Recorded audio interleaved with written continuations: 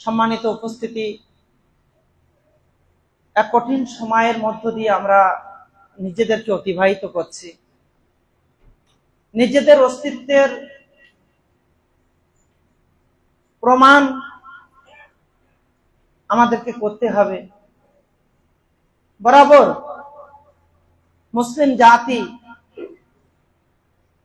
তারা যে শান্তিকামী, এটা প্রমাণ তারা বরাবর দিয়েছে। কিন্তু সারা বিশ্বের আল্লাহ সুবহানাহু ওয়া তাআলা সেই নাফরমান বান্দারা, লানতপ্রাপ্ত সেই সমস্ত কীটরা, তারা বরাবর অন্যভাবে প্রকাশ করে এই শান্তিকামী মুসলিমদের উপরে তারা অত্যাচারের স্টিনরাজ চালানোতে অব্যাহত আছে।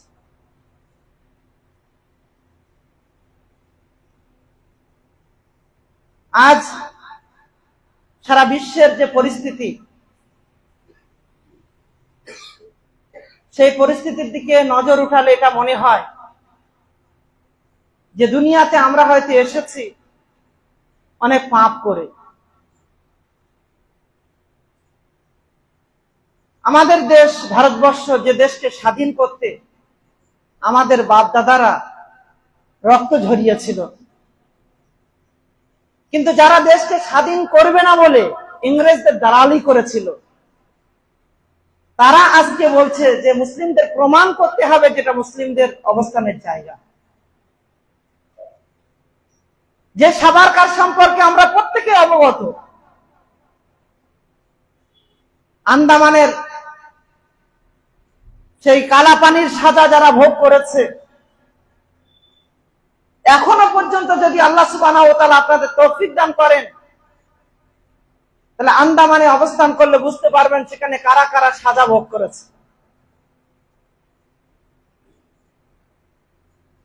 বিভিন্ন জায়গার নাম পরিবর্তন করে ইতিহাসকে মেটানোর প্রচেষ্টা চলছে।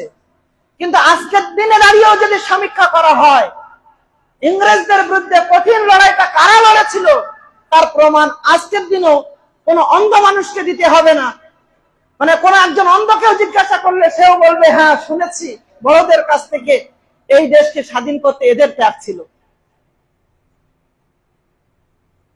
শাহ আব্দুল আজিজ মুহাদ্দিস দেহলভির ইংরেজদের বিরুদ্ধে জিহাদ ঘোষণা করার দিন, আর মাওলানা আবুল কালাম আজাদের সেই জামা মসজিদের সিঁড়িতে দাঁড়িয়ে ঐতিহাসিক বক্তব্য, স্বাধীন ভারতের প্রথম প্রধানমন্ত্রী পণ্ডিত জওহরলাল নেহরুর সেদিনের বক্তব্য, স্বাধীনতা আন্দোলনের ইতিহাসকে যদি এক পাল্লায় রাখা হয় আর সাদেকপুরীদের ইতিহাসকে যদি আর এক পাল্লায় রাখা হয়, সাদেকপুরীদের পাল্লা ভারী হয়ে যাবে। কারা ছিল সেই সাদেকপুর এর উলামা কেরাম, সেটা প্রধানমন্ত্রী, স্বাধীন ভারতের প্রথম প্রধানমন্ত্রীর বক্তব্য থেকে স্পষ্ট হয়ে যায়। একটার পর একটা শাহ আব্দুল আজিজ মুহাদ্দিস দেহলভির ফতোয়া তাদের সন্তানদের কাছে, তাদের নাতিদের কাছে, শাহ ইসমাইল শহীদ কখনো আব্দুল হক মুহাদ্দিস দেহলভির কাছে তারা বিতারতিব ঘোষণা দিয়ে গিয়েছেন। যদি আমরা সেই আজিমাবাদের উলামা কেরামদের ইতিহাস দেখি, তারা একজন আর একজনকে ওসিয়াত করে গিয়েছেন এই দেশের পতাকাকে উঠিয়ে ধরার জন্য। পক্ষান্তরে দাঁড়িয়ে যদি সাভারকারের ইতিহাস আমাদের সম্মুখে আসে, যিনি ইংরেজদের মুশরিক আলীকে দিয়েছিল এই মর্মে যে তোমরা আমাকে ছাড়পত্র দাও, আমি তোমাদের হয়ে গোয়েন্দাগিরি করব, কাজ করব। আজকের এই জারজদের বাবা, তার মুসলেকা দোয়া প্রমাণ বহন করে যে তাদের এই দেশের স্বাধীনতায় তাদের কি ভূমিকা ছিল। আর তারা আজকে বলে কিনা যে মুসলিমদেরকে প্রমাণ করতে হবে তারা এই দেশের নাগরিক, মুসলিমদের প্রমাণ করতে হবে তারা শান্তিকামী, মুসলিমদের প্রমাণ করতে হবে এটা তাদের বাপদাদাদের সম্পত্তি। মোহতারাম উপস্থিতি, প্রথমত আপনাদের উদ্দেশ্যে বলি, আমরা কোরআন হাদিস মান্যওয়ালা আহলুল হাদিস। অন্যকে কষ্ট দিয়ে ইসলাম একথা প্রমাণ করে না যে অন্যকে কষ্ট দেওয়ার মাধ্যমে তুমি এগিয়ে চলো। যদি আজকের দিনে কেউ ভড়কাও ভাষণ দেয়, আমরা তার পক্ষে নই। সরকার যদি না চায়, সরকারের বিরুদ্ধে জিহাদ করার পক্ষে আমরা নই। অন্য কোথাও গিয়ে যদি জিহাদ করতে হয়, রাতের অন্ধকারে বোমা মারার পক্ষে আমরা নই। কিন্তু সেই জায়গায় দাঁড়িয়ে আজকের দিনে আপনাদের উদ্দেশ্যে বিশেষভাবে আমি বলতে চাই, রাস্তায় কিছু কুকুর বসে থাকে দেখতে পাবেন, কিছু কুকুর শুয়ে থাকে দেখতে পাবেন। সেই কুকুরগুলো চুপচাপ থাকে বলে কিছু গাড়িওয়ালা তাদের ওপর দিয়ে চাকা চালিয়ে দেয়। কিন্তু যে কুকুরগুলো একটু ঘেউ ঘেউ করে, মানুষ ভয় করে তার থেকে 10 হাত দূরে যায়। আজকের দিনেও যদি মরা মানুষের মতো হয়ে থাকেন, তাহলে মনে করেন আপনার বিরুদ্ধে স্টিম রোলার চালানোর জন্য অলরেডি তো শুরু হয়ে গিয়েছে, আর তার অপেক্ষাটা শুধু গুনতে থাকে। কিছু না পারেন জনাবে মুহাম্মদ রাসূলুল্লাহ সাল্লাল্লাহু আলাইহি ওয়াসাল্লামের নির্দেশনা মতো, মান রাআ মিনকুম মুনকারান ফালিয়ুগাইয়ির বিয়াদি, যদি কোনো অন্যায় দেখো তাহলে তুমি তোমার হাত দিয়ে সেটাকে প্রতিহত করো। যদি সে ক্ষমতা তোমার কাছে না থাকে, তুমি তোমার মুখ দিয়ে তার প্রতিবাদ জানাও। যদি সে ক্ষমতাটাও তোমার কাছে না থাকে, তুমি অন্তরে ঘৃণা করো। মনে রেখো, এটাই হলো ঈমানের দুর্বল পয়েন্ট। আজকে মুসলমানরা মনে হচ্ছে তার প্রতিবাদ করার ক্ষমতা নেই, হাত দিয়ে প্রতিহত করার ক্ষমতা নেই। সে প্রথম পর্যায়ে গিয়ে অন্তর থেকে ঘৃণা করাকেই সে ঈমানের দায়িত্ববোধ হিসাবে বেছে নেওয়ার প্রচেষ্টা চালাচ্ছে। কিন্তু এটা কি আমার ঈমানের দায়িত্ব? আরবি পরিভাষা কি এটাই বলা হয়েছে? গাইয়ারা ইউগাইয়িরু শব্দের শাব্দিক অর্থ কি এটাই যে আমি একেবারে হাত দিয়ে প্রতিহত করার কোনো প্রচেষ্টা করব না, আমি মুখ দিয়ে প্রতিবাদ করার কোনো প্রচেষ্টা রাখবো না। প্রথম পর্যায়ে গিয়েই চলো আমি আমার ভাত খাচ্ছি এই বলে আমি মনে করে নেব অন্তর থেকে ঘৃণাকারী আমি। আজকে যদি অন্যর বাড়িতে কেউ দাঙ্গা লাগাচ্ছে, কেউ প্রতিহিংসামূলক তার বাড়িকে বুলডোজার লাগাচ্ছে, আর আজকে দেখে যদি আপনার আনন্দ হয়, কালকে আপনি প্রস্তুত থাকুন আপনার বাড়ি কালকে বুলডোজার দিয়ে ভাঙা হবে। আপনারা শুনেছেন গত 2রা এপ্রিল রাত্রে 12টার সময় এবং 3 তারিখ রাজ্যসভা থেকে রাত্রে 2:30টার সময় একটা বিল পাশ করা হয়েছে। অনেক জ্ঞানী মানুষেরা রয়েছেন, আমি আব্দুল হামিদ, আমার যদি ভুল হয় আপনাদের কাছ থেকে সংশোধনের আশা রাখি। যে বিল পাশ হয়েছে সেটা আমাদের জন্য কতটা উপকারী আর কতটা ক্ষতিকারক সেটা আমাদের একটু পর্যালোচনা করা দরকার। এবং গাইয়ুর মুসলমান তাদেরকে ইমানি দায়িত্বের, ইমানি সচেতনতার একটা প্রমাণ বহন করা দরকার, কমসে কম এই মর্মে যে আমি আমার নিজ স্থান থেকে শান্তি শৃঙ্খলা বজায় রেখে দেশের ভ্রাতৃত্ব রক্ষা করে আমরা যেন সেই প্রতিবাদটুকু জানাতে পারি যেটা বি.আর. আম্বেদকর রচিত সংবিধান আমাকে অনুমতি প্রদান করেছে। প্রথমে আপনাদেরকে আমি বলি, ওয়াকফ বা যেটাকে আমরা ওয়াকফ বলছি, এটা কি আসলে। যদি তার ন্যূনতম ইতিহাস সম্পর্কে আমাদের জ্ঞান থাকে, তাহলে আমরা কিছুটা হলেও একটু বেশি উপকৃত হতে পারবো, এই বিষয়ে বুঝতে পারবো। মোহতারাম উপস্থিতি, ওয়াকফ বা ওয়াকফ এটা আরবি শব্দ। এই শব্দটা আরবি শব্দ, এর শাব্দিক অর্থ হলো স্থগিত করা, আবদ্ধ করা, স্থির রাখা বা নিবৃত্ত রাখা। ওয়াকফ ইসলামী শরিয়াতের একটি বিশেষ পরিভাষা। কোন সম্পত্তি এর মালিক নিজের মালিকানা থেকে মুক্ত করে আল্লাহর সম্পত্তি ঘোষণা করে আল্লাহর উদ্দেশ্যে জনকল্যাণ বা জনসেবার জন্য উৎসর্গ করলে সেই উৎসর্গ করা কাজটিকে ওয়াকফ বলা হয়। আল্লাহর জন্য উৎসর্গ করে দেওয়া, নিজের মালিকানার কোন জিনিস নিজের থেকে মুক্ত করে আল্লাহর সন্তুষ্টির উদ্দেশ্যে দেওয়া, জনকল্যাণের ভালোবাসা, জনকল্যাণমূলক কাজের জন্য, গরিব ইয়াতীমদের জন্য এবং সামাজিক কাজে, সেটা সবার জন্য যেন কাজে আসে এই লক্ষ্যে যে দানটা করা হয় তার নাম হলো ওয়াকফ। ইসলামে ওয়াকফের গুরুত্ব অপরিসীম। এটা আল্লাহ সুবহানাহু ওয়া তাআলার সন্তুষ্টির একটা অন্যতম মাধ্যম হলো ওয়াকফ। সহিহ বুখারীর হাদিস, ওমর রাদিয়াল্লাহু তাআলা আনহু বলেন, ইয়া রাসূলুল্লাহ, আমি খাইবারে এমন একটি সম্পদ পেয়েছি যে সম্পদের চেয়ে আমি দামি কোন সম্পদ আমার কাছে মনে হয়নি। মানে খাইবারের যে সম্পদটি আমি পেয়েছি সেটা আমার কাছে সবচেয়ে বেশি মূল্যবান, সবচেয়ে দামি সম্পদ। আপনি এই সম্পদের বিষয়ে আমাকে কি নির্দেশ দেবেন? তিনি বলেন, যদি আপনি মূল সম্পত্তিকে আবদ্ধ করে ওয়াকফ করে দিতে পারো বা সাদকা করে দিতে পারো তাহলে সেটা করে দাও, কিন্তু মূলটা বিক্রি করা যাবে না, হেবা করা যাবে না, মিরাস হিসাবে মালিকও হওয়া যাবে না।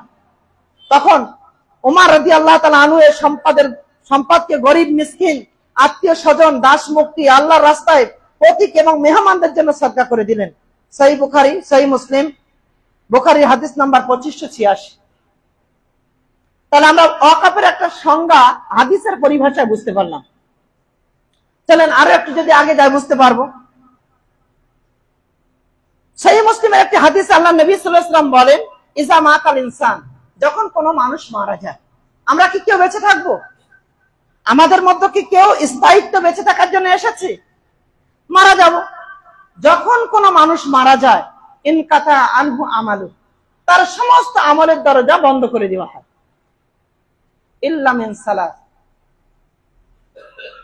তিনটি দরজা অব্যাহত থাকে। ইল্লা মিন সাদাকাতিন জারিয়াতিন, ওই সাদাকা যে সাদাকা বাকি থাকে, প্রবাহমান সাদাকা, ধারাবাহিক সাদাকা, সেই সাদাকা আমার কবরে আমার নেকি পৌঁছাবে।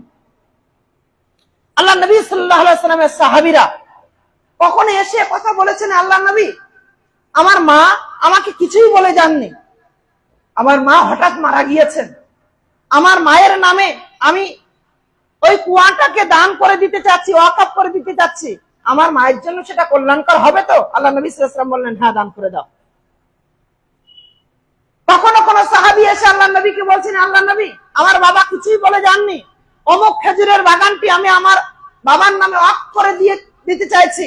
আল্লাহ নবী সাল্লাল্লাহু আলাইহি ওয়াসাল্লাম বললেন, হ্যাঁ ঠিক আছে করে দাও। আমরা বুঝতে পারলাম সাহাবা কেরামরা কিভাবে আল্লাহর রাস্তায় মৃত বাবা মা বা নিজেদের কল্যাণের জন্য ওয়াকফ করেছেন। উলামা কেরামরা আপনাদের প্রতিটা বিষয় উদ্বুদ্ধ করেন যে প্রবাহমান দান বলতে এটা, এই মসজিদ তৈরি করার ক্ষেত্রে আপনি অবদান রেখেছেন, এই মসজিদে যতদিন মানুষ সালাত আদায় করবে আপনি তার নেকি পাবেন। কোন মাদ্রাসা করে দিয়েছেন, সেই মাদ্রাসায় বাচ্চারা যতদিন পঠন পাঠন অব্যাহত থাকবে তার সাদাকা জারিয়া হিসেবে আপনারা পাবেন। কোন একটা প্রতীক্ষালয় তৈরি করেছেন, রাস্তার মানুষ যদি তার থেকে উপকৃত হয় সাদাকায়ে জারি হিসেবে তার নেকি পাবেন। কোন জায়গায় একটা টিউবওয়েল বসিয়ে দিয়েছেন, সেখান থেকে যদি কেউ উপকৃত হয়, তার পানি পান করতে থাকে, তাহলে অবশ্যই তার থেকে আপনি তার নেকি পাবেন। তাহলে এই হাদিস দ্বারা প্রমাণ বহন করে এটাই যে আল্লাহ সুবহানাহু ওয়া তাআলার রাস্তায় জীবিত অবস্থায় যদি আমরা বা মৃতদের নামে যদি আমরা কিছু ওয়াকফ করে যেতে পারি, দান করে যেতে পারি, তাহলে এটা হলো আমাদের জন্য সাদাকায়ে জারিয়া। জাবের রাদিয়াল্লাহু তাআলা আনহু বলেন, রাসূল সাল্লাল্লাহু আলাইহি ওয়াসাল্লাম সাহাবীদের মধ্যে যারই সক্ষমতা ছিল তিনি ওয়াকফ করে গেছেন। কুরতুবী বলেন, বিশেষত সেতু ও মসজিদ ওয়াকফ করার ব্যাপারে আলেমদের মাঝে কোনো মতভেদ নেই। আর এই ব্যাপারে সমস্ত উলামা কেরামরা ঐক্যবদ্ধ ফতোয়া প্রদান করার কারণে তারা সেই আল্লাহ নবী সাল্লাল্লাহু আলাইহি ওয়াসাল্লামের জামানা থেকে অদ্যাবধি মানুষ এই কাজ ধারাবাহিকতার সঙ্গে করে যাচ্ছে। ইসলামের ইতিহাসে প্রথম ওয়াকফের উদাহরণ হচ্ছে মসজিদে কুবা। 622 সালে মদিনা মুনাওয়ারা নির্মিত হয়। তারই 6 মাস পর ইসলামী ওয়াকফের দ্বিতীয় উদাহরণ হলো মদিনার কেন্দ্রবিন্দু মসজিদে নববী। আল্লাহ নবী সাল্লাল্লাহু আলাইহি ওয়াসাল্লাম দুইজন ইয়াতীমের কাছ থেকে জায়গা ক্রয় করে সেখানে মসজিদ করার চিন্তন নিয়েছিলেন। অনেকেই সেখানে নিজের সর্বোচ্চটা দিয়ে যে প্রচেষ্টা চালিয়েছিলেন সেটা ছিল ওয়াকফ। মুসলিম সমাজে বর্তমান ওয়াকফের ধারণা তেমন পরিচিত নয়। উলামা কেরামরা দান খয়রাতের জন্য বিভিন্ন ভাবে মানুষকে উদ্বুদ্ধ করে, এতটুকুই। তাছাড়া ওয়াকফ সম্পর্কে তাদের কোনো চিন্তন বা সেটা আবার কোনো ভাত দিয়ে খাওয়া জিনিস না অন্য কিছু জিনিস, সে বিষয়ে তারা এখনো সচেতন হতে পারেনি। মহতরম উপস্থিতি, আরো একটু বিস্তারিত যদি যাওয়া যায়, আমি তারপর আপনাকে বিস্তারিত রূপটা বলবো। ওয়াকফ মূলত 3 প্রকারের। ওয়াকফ লিল্লাহ, অর্থাৎ সর্বসাধারণের জন্য, ফি সাবিলিল্লাহ ওয়াকফ, আল্লাহর সন্তুষ্টির জন্য। দ্বিতীয় নাম্বার ওয়াকফ আলাল আওলাদ, অর্থাৎ ব্যক্তিগত ওয়াকফ। আর তৃতীয় নাম্বার হলো মিশ্র ওয়াকফ, শুধু ধর্মীয় বা দাতব্য উদ্দেশ্যে সৃষ্ট ওয়াকফকে ওয়াকফ ফিল্লাহ বলা হয়। উৎসর্গকারী নিজের জন্য বা পরিবার বংশধরদের জন্য উপকারের জন্য যখন কোনো কিছুকে উৎসর্গ করা হয় তখন দ্বিতীয় নাম্বার ওয়াকফ আলাল আওলাদ বলা হয়। মানে আমার জন্য আছে বা আমি আমার সন্তানদের জন্য ওয়ারাসাত হিসেবে রেখে গেলাম, এটা ওয়াকফ আলাল আওলাদ, যেটা আমাদের উকিল সাহেবরা আরো ভালো বলতে পারবেন বা তারা এই বিষয়ে অনেক অবগত। মিশ্র ওয়াকফে ধর্মীয় দাতব্য প্রকৃতির সর্বজনীন উদ্দেশ্যের পাশাপাশি উৎসর্গকারী তার পরিবার ও বংশধরদের ভরণ পোষণ উভয় উদ্দেশ্যে কাজ করা হয়, একে বলা হয় মিশ্র ওয়াকাফ। ওয়াকাফের শর্ত, ওয়াকাফের কিছু শর্ত আছে। ওয়াকাফকারী লেনদেন করার উপযুক্ত হওয়া, যেমনটি পূর্বে উল্লেখ করা হয়েছে। আল্লাহ সুবহানাহু ওয়া তাআলা পবিত্র কোরআন মাজিদে বলেন, লান তানালুল বিররা হাত্তা তুনফিকু মিম্মা তুহিব্বুন। তোমরা তোমাদের সবচেয়ে প্রিয় জিনিসটাকে আল্লাহর রাস্তায় ওয়াকাফ করো, দান করো। প্রিয় জিনিসটাকে, আমি যেটাকে ব্যবহার করতে পারছি না সেটা আমি দেব, এটা আল্লাহ সুবহানাহু ওয়া তাআলা নিষেধ করেছেন। আমি যেটা আমার কল্যাণে পছন্দ করি না, অন্যের কল্যাণে পছন্দ করব, এটা আল্লাহ সুবহানাহু ওয়া তাআলার পক্ষ থেকে নিষেধাজ্ঞা জারি করা হয়েছে। দ্বিতীয়ত, ওয়াকাফ সম্পত্তির মূলকে অটুট রেখে এর থেকে অব্যাহতভাবে উপকৃত হওয়া যায় এমন হওয়া। যে জিনিসের মূল অটুট থাকে না এমন জিনিস ওয়াকাফ করা যায় না। যেমন খাবার, আমি সবটাই যদি দিয়ে দিই আমি কি খাবো? তাহলে আমি একটা মূল থেকে অবশিষ্ট যেটা, মানে আমি পুরো নিজেকে নিঃস্ব করে দিলাম না, আমি আমার অবশিষ্ট ফি সাবিলিল্লাহ দিয়ে দিলাম। খাবার এমন একটা জিনিস যেটা আমারও প্রয়োজন হয়, আমার পরিবারের প্রয়োজন হয়, অন্যরও প্রয়োজন হয়। তাহলে আমি যদি সবটা দিয়ে দিই তাহলে আমি কিভাবে থাকবো? আমার নিজের পেটকে দেওয়া, এটাও তো শরিয়ত, এটাও তো ইবাদত। অতএব আমাকে এ বিষয়ে ধ্যান রাখতে হবে। তৃতীয় নাম্বার, ওয়াকাফকৃত সম্পত্তি নির্দিষ্ট হওয়া।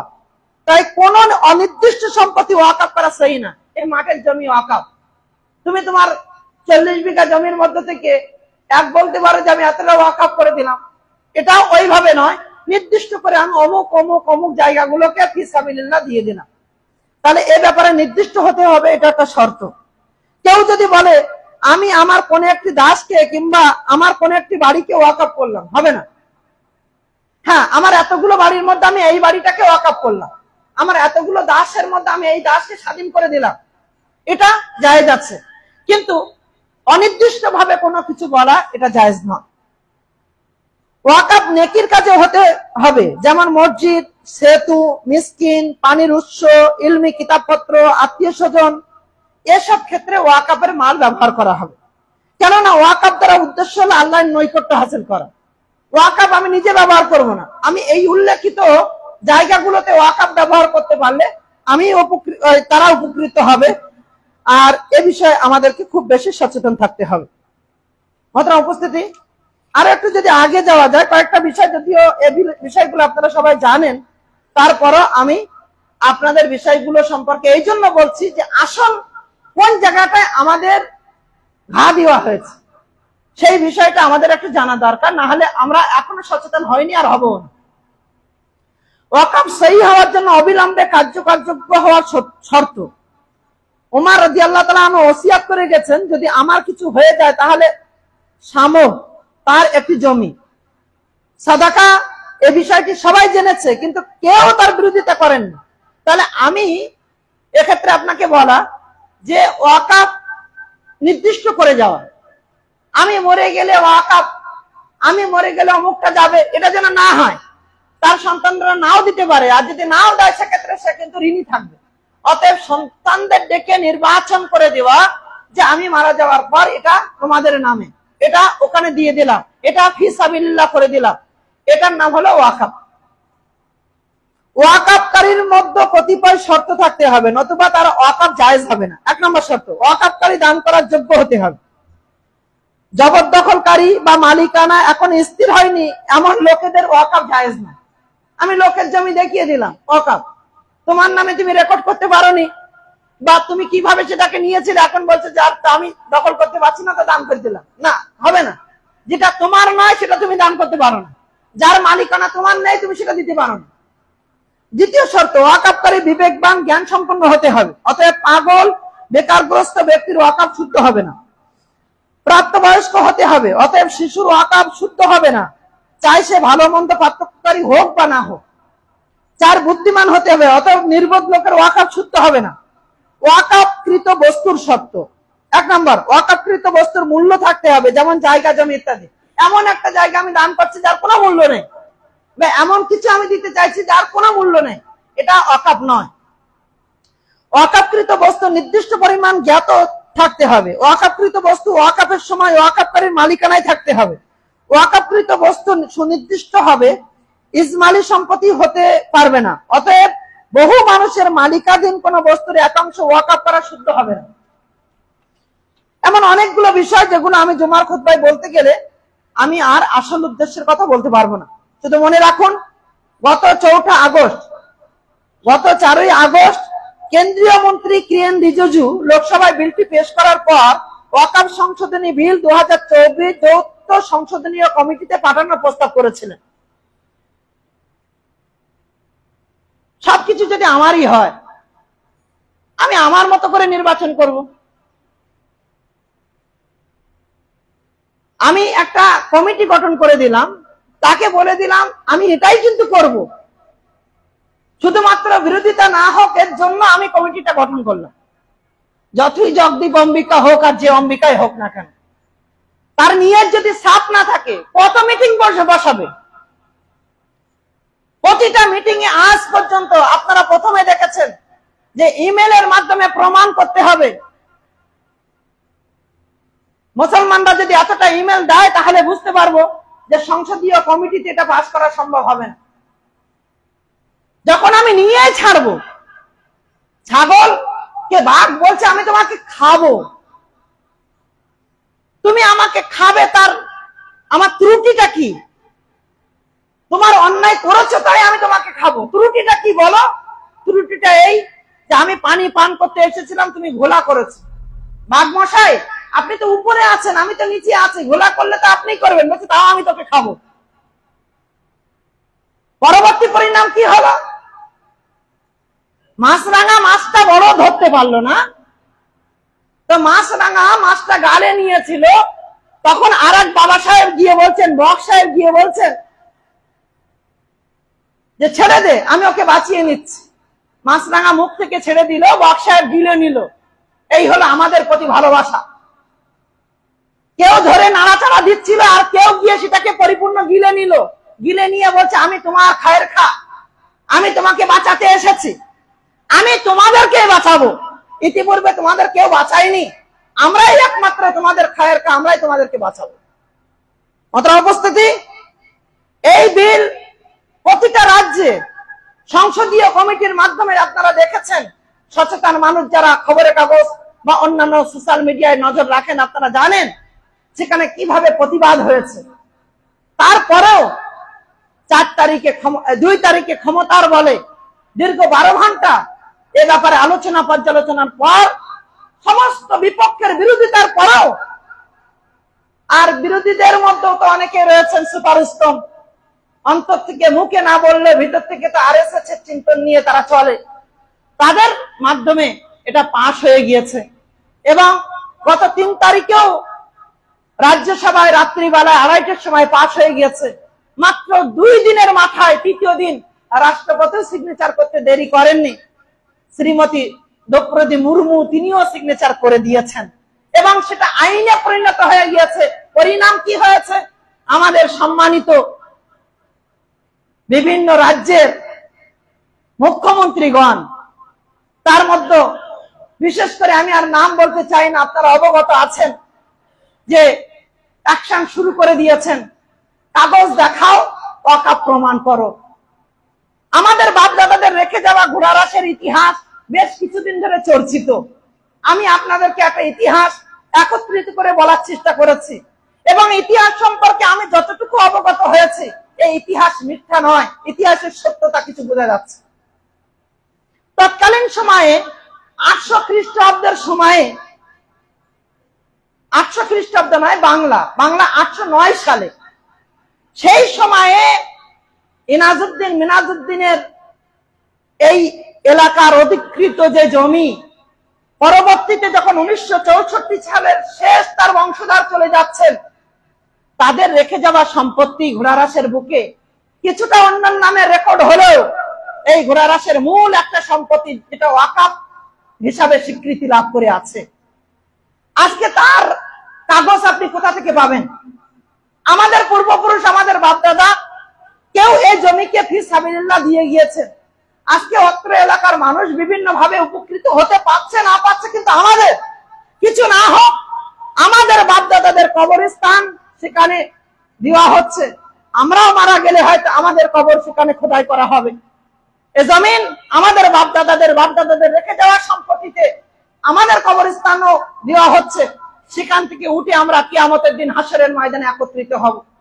কিন্তু যে বিল পাশ হলো, সে বিলে আপনাকে প্রমাণ করতে হবে এই ওয়াকফ আপনার। এর জায়গার যদি সঠিক কাগজ আপনি না দেখাতে পারেন, তাহলে ডিএম মশাই কথা বলবেন যে এই জায়গার কাগজপত্র নেই, অতএব এই জায়গা সরকারের, সেখানে পরিবর্তিত হয়ে সরকারের কাছে চলে যাবে, কিছুই থাকবে না।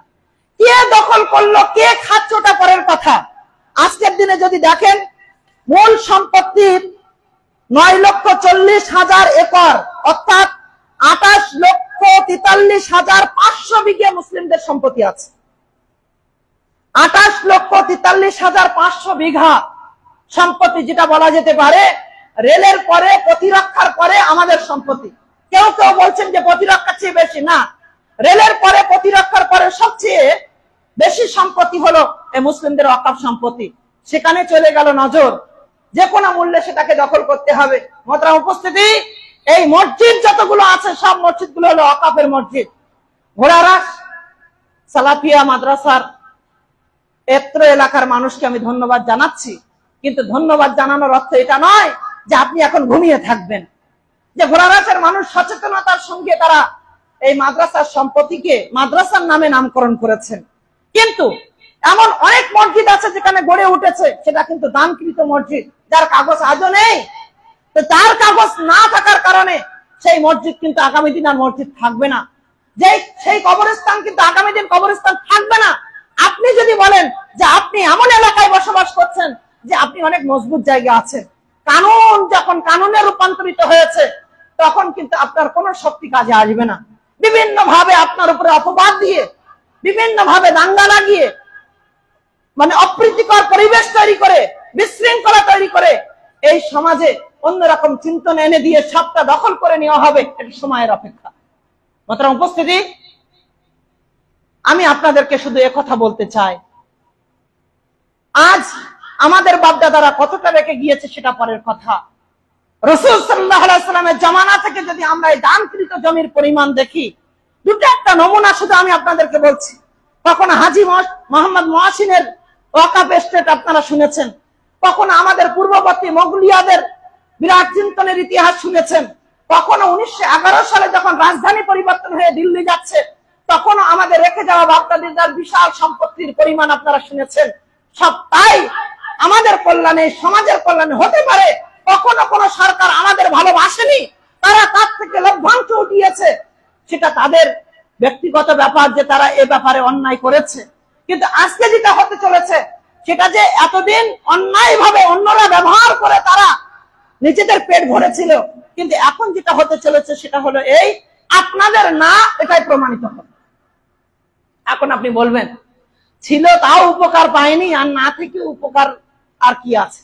যাহাই হোক, মোহতারাম উপস্থিতি, আজকে যদি এটা হয়, কালকে কি হবে বুঝতে পারছেন। উত্তরপ্রদেশ একটি রাজ্য, আল্লাহ ক্ষমা করুন, আল্লাহর কাছে ফরিয়াদ করছি, আল্লাহ এ ঘর তোমার। সেদিন আব্দুল মুত্তালিবের কাছে যখন আব্রাহা এসে কাবাকে ধ্বংস করার চিন্তন নিয়ে পায়ে পা দিয়ে ঝগড়া করার প্রচেষ্টা করেছিল, সেদিন একদিন আগে, 2 দিন আগে আব্দুল মুত্তালিবের 200 উট ধরে নিয়ে গিয়েছিল আব্রাহার লোকজন। 200 উট ধরে নিয়ে গিয়েছে এই মর্মে যে আব্রাহার পায়ে পা দিয়ে ঝগড়া করব আর কাবাকে ধ্বংস করব। আব্রাহার সেদিন মুশরিক হলেও আল্লাহ সুবহানাহু ওয়া তাআলার প্রতি তার যে বিশ্বাস, রুবুবিয়াতের ক্ষেত্রে তার যে ধারণা, সেই ধারণা আজ কলেমাধারী মুসলিম হিসাবে আমার কাছে আছে কিনা এটা সন্দেহ, এই সমাজের কাছে আছে কিনা এটা সন্দেহ লাগে। সেদিন আব্রাহা গুটি গুটি পায়ে এগিয়ে গিয়ে, আব্দুল মুত্তালিব গুটি গুটি পায়ে এগিয়ে গিয়ে বলেছিলেন, আপনার লোকজন আমার উট ধরে নিয়ে এসেছে, অতএব আমার উটগুলো আপনি ফেরত দেন। তখন আব্রাহা বলেছিল, আমি মনে করেছিলাম তুমি অনেক জ্ঞানমান মানুষ, তুমি অনেক প্রভাবশালী মানুষ, আমি তো এসেছি কাবা ধ্বংস করতে, আর তুমি কত স্বার্থবাদী মানুষ যে তুমি তোমার উটকে আদায় করার জন্য এখানে এসেছো। তখন আব্দুল মুত্তালিবের প্রতি উত্তর ছিল এই মর্মে যে ওই 200 উটের মালিক আমি, আমার মালিকানার উটকে আপনি দিয়ে দিন, আর যেটা ধ্বংস করতে এসেছেন ওর মালিক উপরে আছেন, তিনি তার ঘরকে কিভাবে রক্ষা করতে হয় তিনি করবেন। আমাদের কাছে কি সেই ঈমান আছে? আমাদের কাছে কি সেই জজবা আছে? আমাদের দুআয় কি সেই ধারালো আছে যে আমরা আল্লাহ সুবহানাহু ওয়া তাআলাকে বললে বদরের ময়দানে আল্লাহ সুবহানাহু ওয়া তাআলা যেভাবে আমাদের উপরে সহযোগিতা করেছিলেন, আজকের দিনে আমরা আর সহযোগিতা পাবো? আল্লাহ সুবহানাহু ওয়া তাআলা বলেছেন, ওয়ালা তাহিনু ওয়ালা তাহজানু ওয়া আনতুমুল আ'লাউনা ইন কুনতুম মুমিনিন। ঘাবড়ো না, ভীত সন্ত্রস্ত হয়ো না, তোমরাই সফল হবে, তোমরাই বিজয়ী হবে যদি তোমরা মুমিন হও। আমরা কি মুমিন হতে পেরেছি? আমাদের ঈমান কি আছে? আমরা এখন ঈমান না থাকার কারণে কোন একটা কিছু আমার হাত থেকে ছিনিয়ে নেওয়াতেও আমার কোনো কিছু মনে হচ্ছে না যে কিছু একটা হচ্ছে।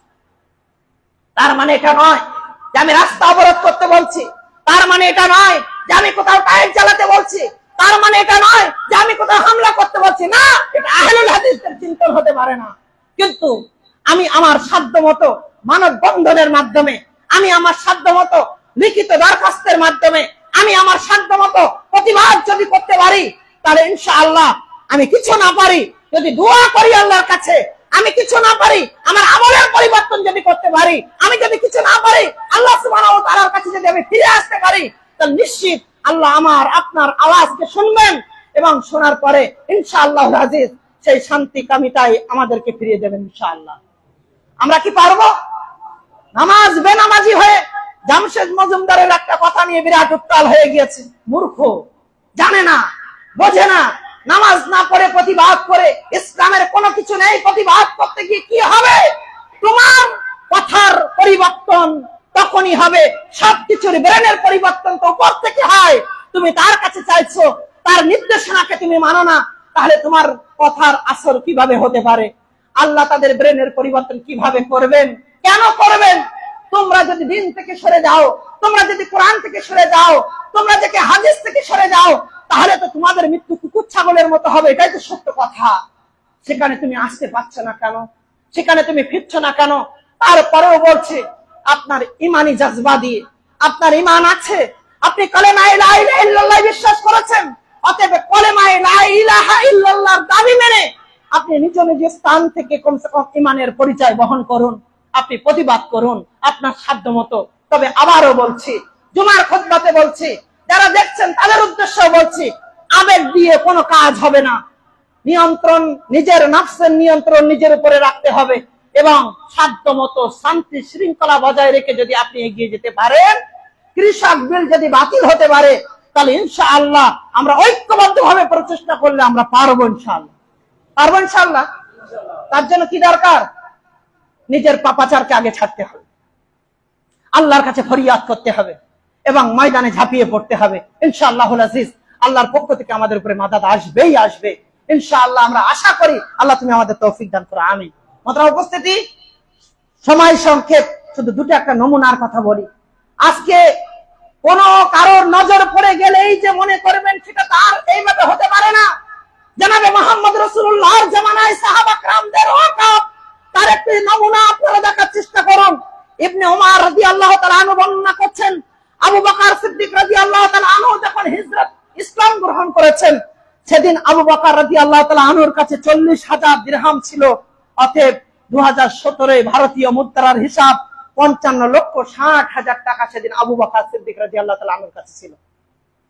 কত বললাম? যেদিন আবু বকর ইসলাম কবুল করছেন, ভারতীয় মুদ্রা 2017 হিসাব 55,60,000 টাকা আবু বকর সিদ্দিক রাদিয়াল্লাহু তাআলা আনহুর কাছে ছিল। কিন্তু যেদিন হিজরত করছেন সেদিন শুধুমাত্র 5,000 দিরহাম আবু বকরের কাছে ছিল, বাকি সবটাই গোলামের মধ্যে এবং ইসলামের খাতিরে তিনি ফি সাবিলিল্লাহ আল্লাহর রাস্তায় ওয়াকফ করেছিলেন। মোহতারাম উপস্থিতি, রোমা বলে একটা কূপ আছে যেটা মানুষের সবচেয়ে সুপ্রিয় পানি বলা হয়, পান করা পানি।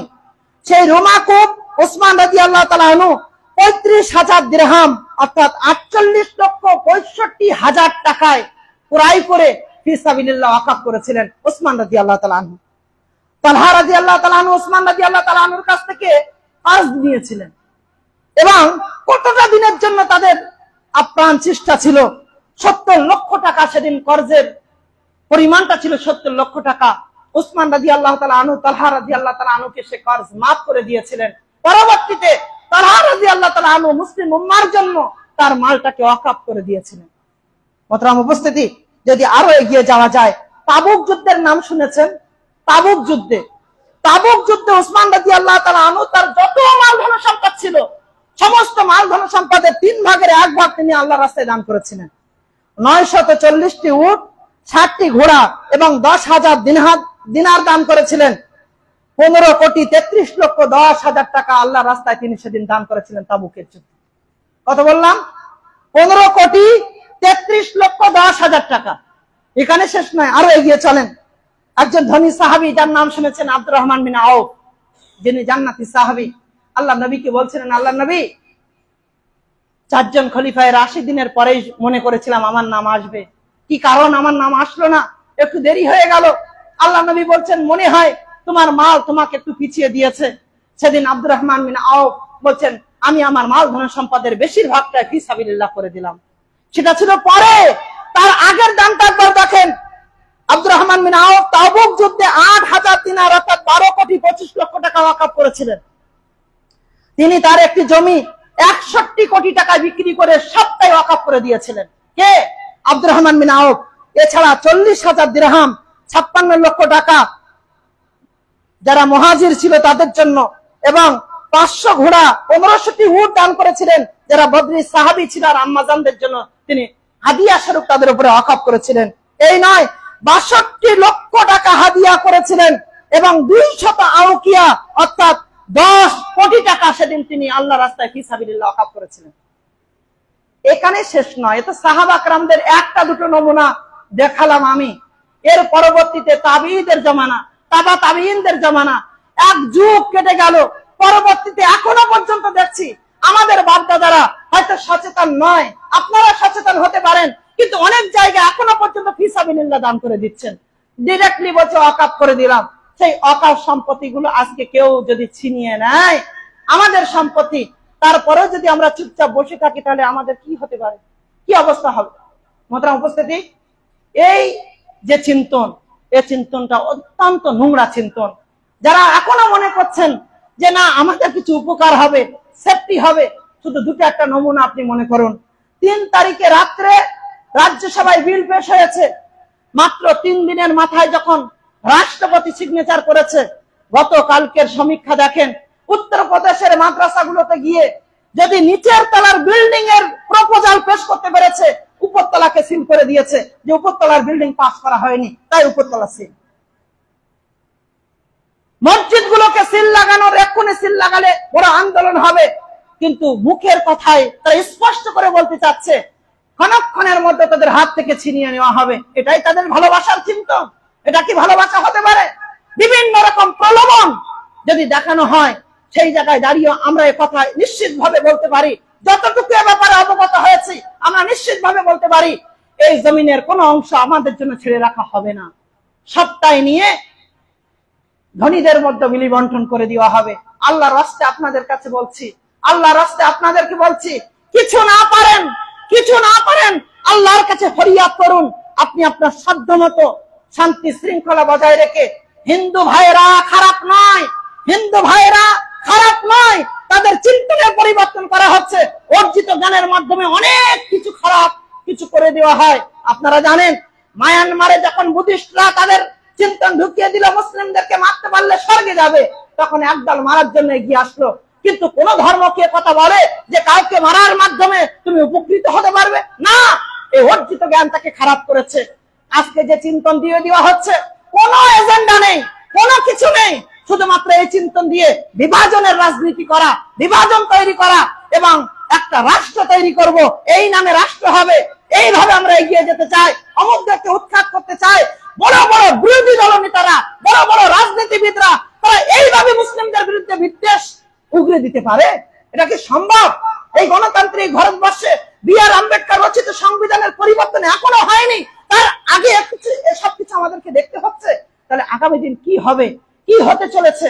তাই বিশেষভাবে অনুরোধ করি, বিশেষ সময়ে আল্লাহর কসম আমি কোন রাজনীতি ছায়াতলে কোনোদিন যাইনি, কোন রাজনীতি ওয়ালাদেরকে আমার কোনোদিন ভালো মনে হয়নি। আমার মনে হয়েছে রাতের অন্ধকারে এরা এদের বাপকে ফাঁসিয়েও যদি ক্ষমতায় টিকে থাকতে হয় তাও এরা টিকে থাকবে। এদেরকে আমি জানি, চিনি। নিজের অবস্থানকেও আপনি মজবুত করে নিজের ইমানি দায়িত্বকে প্রকাশ করুন। কারোর প্রতি ভরসা করতে হবে না। কারোর প্রতি ভরসা করলে আপনি ভুল করছেন। নিজের অধিকার নিজে বুঝে নেওয়ার চেষ্টা করুন। আল্লাহ সুবহানাহু ওয়া তাআলার উপরে তাওয়াক্কুল করুন। বেশি বেশি আল্লাহর কাছে ফরিয়াদ করুন। নিজের সাধ্যে দাঁড়িয়ে শুধু কমেন্ট করে বসে থাকলে হবে না। কমেন্টে কোনো উপকার নেই, কমেন্ট করে কোনো উপকার নেই। বরং যে জায়গায় যে কাজটা করলে, কখনো ভিডিওর কাছে ডেপুটেশন দেন, কখনো এইচডিওর কাছে ডেপুটেশন দেন, কখনো থানায় ডেপুটেশন দেন, কখনো পঞ্চায়েতে ডেপুটেশন দেন, করে থাক আপনার ইমানি দায়িত্বের কথাকে সেদিন আল্লাহ সুবহানাহু ওয়া তাআলার কাছে আপনি প্রকাশ করবেন। আল্লাহ সুবহানাহু ওয়া তাআলা আমাদেরকে যেন তৌফিক দান করেন। আর আল্লাহর কাছে দোয়া করছি, আল্লাহ তুমি আমাদেরকে হেফাজত করো, আমিন। আল্লাহ এই দেশকে স্বাধীন করেছে আমাদের বাপ দাদারা। এই দেশে যেন আমরা বাই চান্স নয়, বাই চয়েস এই দেশের নাগরিক। আমরা বাছাই করেছিলাম সেদিন। আবুল কালাম আজাদ সেদিন যখন দাঁড়িয়ে বক্তব্য রাখছিলেন, স্বাধীন ভারতের প্রথম শিক্ষামন্ত্রী, তার কথায় আমরা এখানে, তার কথাকে বুঝে আমরা জিন্নার পিছনে পিছনে হাঁটিনি। আমরা চয়েস করে নিয়ে এদেশ আমাদের, এদেশকে স্বাধীন করেছে আমরা, না আমরা ওই ভুল করব না, সেই লক্ষ্য নিয়ে আমরা এখানে দাঁড়িয়েছিলাম। আর আজকেও আমাদের বাপ দাদাদের স্বাধীন করা দেশে ঐক্যবদ্ধভাবে হিন্দু মুসলিম একতার সঙ্গে মিলে দেশের সার্বভৌমত্ব রক্ষার্থে আমরা সর্বদা প্রস্তুত আছি। এবং দেশের সার্বভৌমত্ব রক্ষা করার পর নিজ নিজ ধর্ম পালনে আমরা ঐক্যবদ্ধ। কেউ কারো ধর্মের ব্যাপারে আঘাত হানা এটা আমাদের চিন্তন নয়, আমাদের ভাবনা নয়।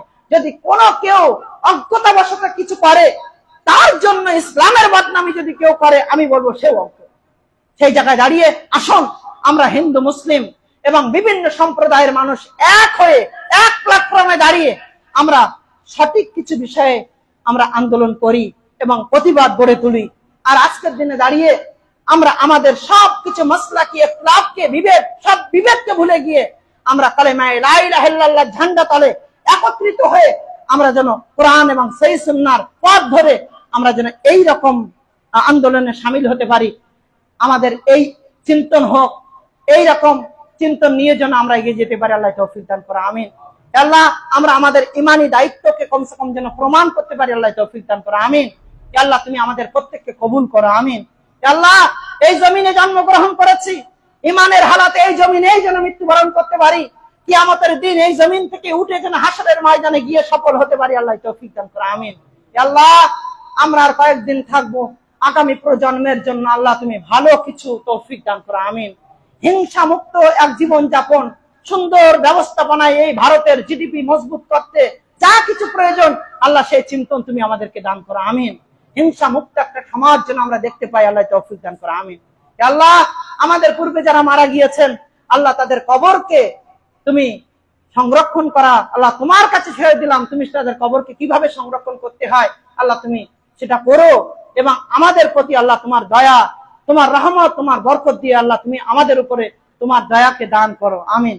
আল্লাহ তুমি আমাদের প্রত্যেককে কবুল করো, আমিন। যারা এই কঠিন ভাবে অত্যাচার করার সীমারেখা তৈরি করেছে তারা যদি হিদায়াতের যোগ্য হয় আল্লাহ তুমি তাদের হিদায়াত দান করো, না হলে আল্লাহ তুমি তাদেরকে নিশ্চিহ্ন করো। আল্লাহ যেমনি ভাবে মুহাম্মদ রাসূলুল্লাহ সাল্লাল্লাহু আলাইহি ওয়াসাল্লামের অত্যাচারী মুশরিকিনে মক্কা, তাদের জন্য সেদিন আল্লাহর নবী যেমন একটা একটা করে দোয়া চেয়েছিলেন, আজকের দিন আমরা একটা একটা করে দোয়া চাই না, আমরা হিদায়াতের জন্য দোয়া চাইছি। যদি হিদায়াতের যোগ্য হয় আল্লাহ তুমি হিদায়াত দাও, আর না হলে আল্লাহ তুমি নিশ্চিহ্ন করে দাও। আল্লাহ ফিলিস্তিনের বুকে এই কঠিন পরিণতি, কঠিন যে চোখে দেখার মতো দৃশ্য নয়, আমরা কিছুই করতে পারি না, আমাদের কোনো ক্ষমতা নেই, আমরা এককভাবেও সেখানে যেতে পারি না। আমাদের ইসলাম আমাদের সে অনুমতি দেয়নি। দেশ আমাদের নিয়ে চলতে চাইলে আমরা পারি, তার বাইরে আমরা কিছু করতে পারি না, কোনো ক্ষমতা নেই। যে কারণে এখান থেকে আমরা ফরিয়াদ করছি, দোয়া করছি, আল্লাহ তুমি তাদেরকে হেফাজত দান করো, আমিন। বিশ্বের মুসলিম যে যেখানে নির্যাতিত আল্লাহ তুমি তাদেরকে হেফাজত করো, আমিন। আল্লাহ যারা নির্যাতন করছেন আল্লাহ তারাও যদি হিদায়াতের যোগ্য হয় হিদায়াত দাও, না হলে আল্লাহ তুমি তাদেরকে ধ্বংস করো, আমিন। আল্লাহ মুসলিম বিশ্বকে আল্লাহ সঠিক বুঝ দান করো, তারা যেন ঐক্যবদ্ধ ভাবে কিছু করতে পারে। আল্লাহ তৌফিক দান করো, আমিন। আমরা যেন হেফাজতের মধ্যে, দিনের মধ্যে থাকতে পারি। আল্লাহ তৌফিক দান করো, আমিন। আল্লাহ মাদ্রাসা সালাফিয়াকে আল্লাহ তুমি কবুল করো, আমিন। কিয়ামত পর্যন্ত এই প্রতিষ্ঠানকে আমাদের জন্য সাদাকায়ে জারিয়া হিসাবে এই প্রতিষ্ঠানকে আল্লাহ তুমি অক্ষত রাখো, আমিন। যে কোনো হিংসুকের হিংসা থেকে, চক্রান্তকারী চক্রান্ত থেকে আল্লাহ তুমি হেফাজত করো, আমিন। শুধু ঘোড়ারা সালাফিয়া নয়, ভারতবর্ষের প্রত্যেকটা কারখানা, যে কারখানাগুলো আমাদেরকে কলেমা শিখিয়েছে, যে কারখানাগুলোর মাধ্যমে আমাদের জানাজা প্রতিষ্ঠিত হয়, যে কারখানা আমাদের বিবাহ করানোর জন্য উল্লেখযোগ্য হয়, যে কারখানা আমাদের সঠিক নৈতিকতার শিক্ষা দিয়েছে, আল্লাহ সেই কারখানাগুলোকে আল্লাহ তুমি হেফাজত দান করো, আমিন। আল্লাহ তুমি আমাদের প্রত্যেককে কবুল করো, আমিন। রব্বানা তাকাব্বাল মিন্না ইন্নাকা আনতাস সামিউল আলিম ওয়া তুব আলাইনা ইন্নাকা আনতাত তাওয়াবুর রহিম। সুবহানা রাব্বিকা রাব্বিল ইজ্জাতি আম্মা ইয়াসিফুন। আসসালামু আলাল মুরসালিন।